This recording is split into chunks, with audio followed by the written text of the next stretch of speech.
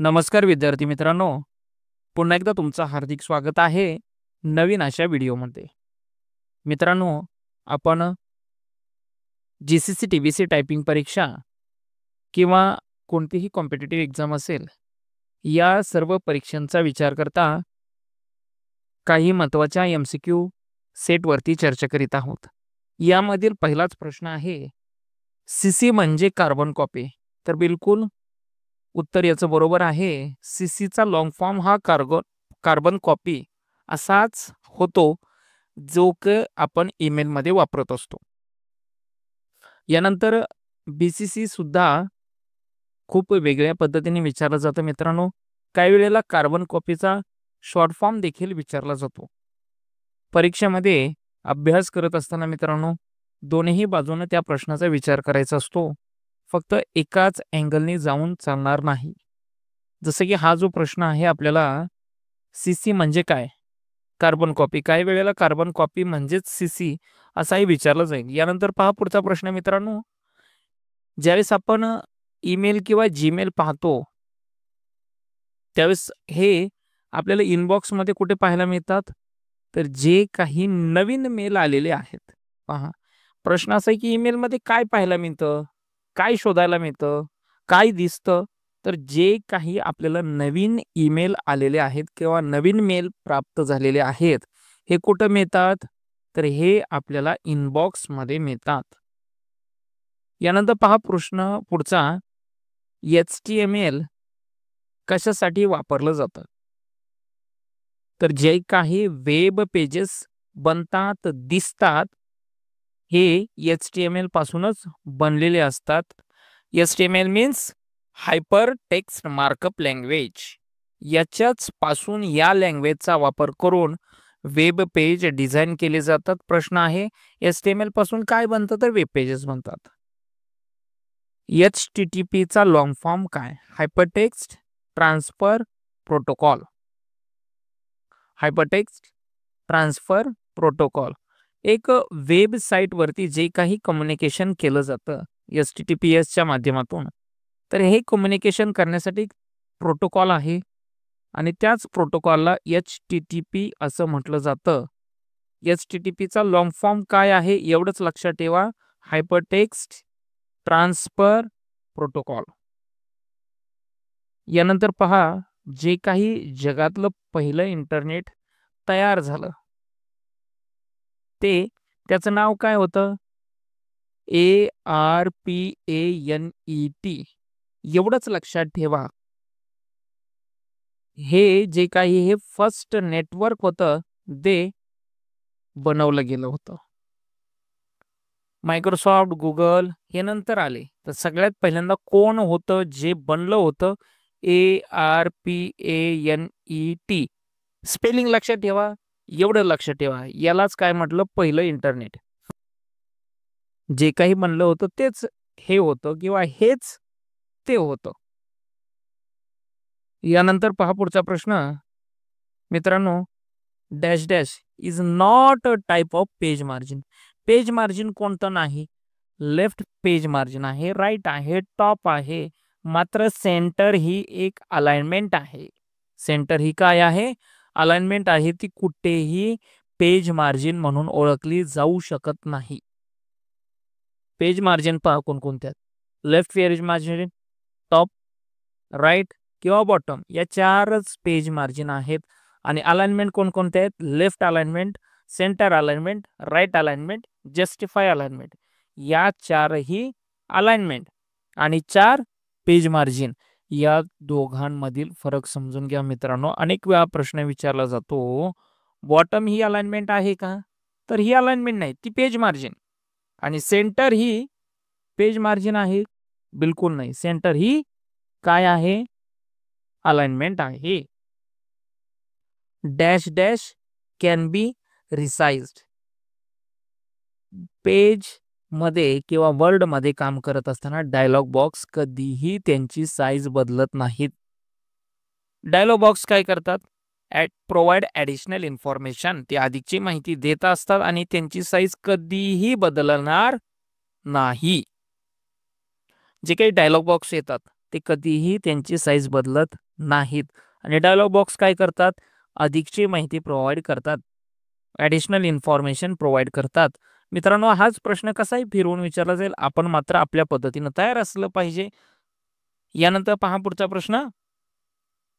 Dash dash is made of row and column. Row आणि column मिळून काय बनतं? टेबल. रो जे काही आपल्याला पाहायला मिळतील, जे काही आडव्या पट्ट्या असतात त्यांना काय म्हणतो आपण? रो. आणि उभ्या पट्ट्या यांना काय म्हणू? कॉलम. रो आणि कॉलम जर एकत्रित आले तर काय बनेल? टेबल बनेल. प्रश्न येतो, टेबल कसा बनतो? रो आणि कॉलमनी. यानंतर पहा पुढचा प्रश्न. Dash dash items appears dimly behind the main body text.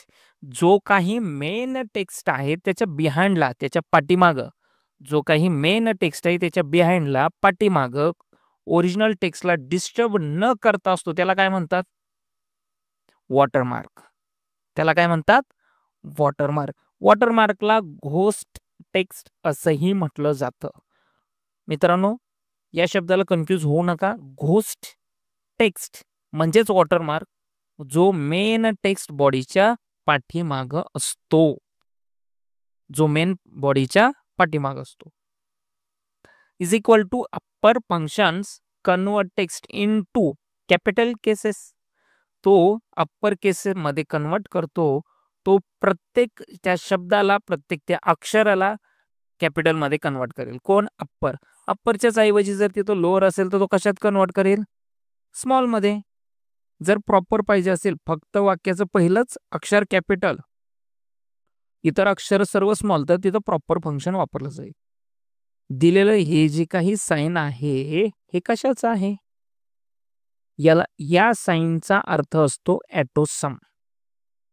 हे पुढे जे काही सिग्माचं साइन दिसतं याचा अर्थ काय असतो मित्रांनो? ॲटोसम. मग काही वेळेला विचारलं जातं ॲटोसम साठी खालीलपैकी कोणता? आपण सिम्बॉल वापरू तर सिग्माचा सिम्बॉल असेल, इक्वल टूचा असेल, नॉट इक्वल टूचा असेल, कदाचित क्वेश्चन मार्क असेल, काही असू शकतं. Sigma is a sign of autosum. Yes, true. Yes, true आहे त्याचं उत्तर, कारण आपण आत्ताच त्याचा अर्थ पाहिला होता. सिग्मा हे कशाचं साइन आहे? ॲटोसमचं. मग काही वेळेला प्रश्न येईल सिग्मा हे ॲटोसमचं साइन नाही. नाही तर फॉल्स. प्रश्न कसाही येऊ द्या मित्रांनो, मी वारंवार सांगतोय, अभ्यास करताना प्रॉपर करा. Autofill option is used to get 1 2 3 4 numbers in columns. Yes, याला सिरियल नंबर मध्ये तो कन्वर्ट करतो. तो ॲटोफिल ॲटोमॅटिकली एक जनरेट करतो सिरीज एक जनरेट करतो. तो कोण? ॲटोफिल. तो ॲटोमॅटिकली डिसाइड करतो, बघतो आणि एक सिरीज क्रिएट करून देतो. मग ती रो मध्ये असेल, आपले पाडे असतील, कॉलम असतील, रो असतील किंवा टेबल असेल. यानंतर पहा, dash dash feature display total of selected cell values in status bar. याला आपण सम म्हणतो. तो काय करेल? सम हे फीचर्स आपल्याला टोटल देतं, जी काही आपण व्हॅल्यू सिलेक्ट केलेली असेल, ज्या काही आपल्या सेल असतील, 5 असतील, 10 असतील किंवा आपला टेबल असेल, त्या सर्व सिलेक्ट केलेल्या सेल मधून तो त्याची सम करत असेल. तो कुठे दिसते? आपल्याला स्टेटस बार मध्ये दिसू शकते. युजिंग सम फीचर्स, सम ऑप्शन्स, युजिंग सिग्मा फंक्शन्स. अशा खूप साऱ्या गोष्टी आहेत मित्रांनो, ज्या आपण खूप व्हॅल्यू मध्ये कमी शिकतोय. अनेक गोष्टी आहेत. तुम्ही आपल्या चॅनल सोबत कंटिन्यू राहा. अशाच खूप व्हिडिओ येणार आहेत, खूप व्हिडिओ अपलोड आहेत. यानंतर पहा पुढचा प्रश्न. Each entity of PowerPoint is referred as slide. जे काही आपण वर्ड मध्ये पाहतो, जे काही वर्ड मध्ये दिसतं, याला काय म्हणतात रे?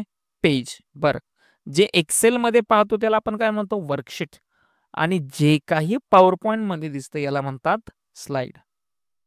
PowerPoint is a slide based presentation software. ते स्लाइड बेस्ड आहे. वर्ड कसं आहे? Page base. एक्सेल कसं आहे? Sheet base. हा फरक आहे मित्रांनो. अनेक विद्यार्थ्यांचे गडबड होते, सर हे पॉवर पॉईंटमध्ये स्लाइड काय आहे? स्लाइड असेल तर मग एक्सेलमध्ये शीट काय आहे? वर्डमध्ये पेज काय आहे?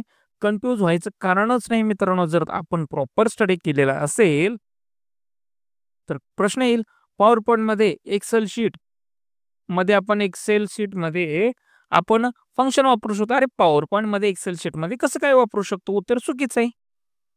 We can find a menu name file below the PowerPoint logo. Yes, true. त्यांचं असं म्हणणं आहे की आपल्याला जे काही फाईल टॅब आहे, मेनू आहे, तो पॉवर पॉईंटच्या लोगोच्या खालीच पाहायला मिळतो. बिलकुल. जे विद्यार्थ्यांनी प्रॅक्टिकली पॉवर पॉईंट पूर्ण शिकलेला आहे, पाहिलेला आहे, काम केलेलं आहे, ते विद्यार्थी पटकन सांगू शकतील. बरं, जे नुसतेच फक्त अभ्यास करतात ते नाहीच सांगू शकणार. कारण practically knowledge this is the very important. The zoom slider in PowerPoint can be seen dash dash on bar.